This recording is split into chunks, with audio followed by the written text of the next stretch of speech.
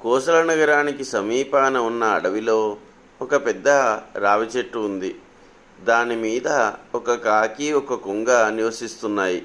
కాకిది దుష్ట స్వభావం, అల్పబుద్ధి అని తెలిసి కూడా పొరుగున ఉంటుంది కదా అని దాంతో స్నేహంగానే ఉండసాగింది కొంగ. ఒకరోజు ఆ అడవికి వేటగాడు వచ్చాడు. ఎంతగా ప్రయత్నించినా ఏమీ దొరకకపోవడంతో వెనుదిరిగిపోతూ కొంతసేపు విశ్రాంతి తీసుకుందామని ఆ చెట్టు కింద ఆగాడు. అలసిపోయి ఉండడంతో ఆ వేటగాడికి వెంటనే నిద్ర పట్టేసింది.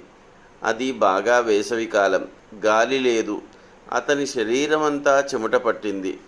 మంచి స్వభావం కలిగిన ఆ కొంగ కొమ్మ మీద నిలబడి అతడికి తన రెక్కలతో విసరసాగింది.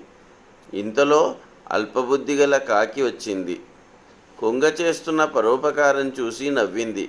వాడు వేటగాడు, మనల్ని బాణాలతో వేటాడతాడు, వాడికి సేవ చేస్తున్నావు, ఎంత పిచ్చిదానివి అని ఎగతాళి చేసింది.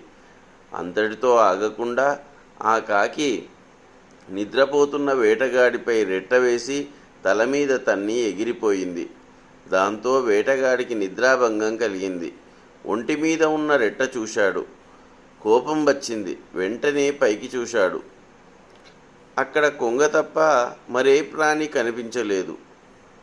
తన మీద కొంగ రెట్ట వేసిందనుకున్నాడు. వెంటనే తన బాణాల్ని కొంగకు గురి చూసి వదిలాడు. ఆ బాణం దెబ్బకి కొంగ చనిపోయింది. వేటగాడు దానిని తీసుకొని ఇంటికి వెళ్ళిపోయాడు.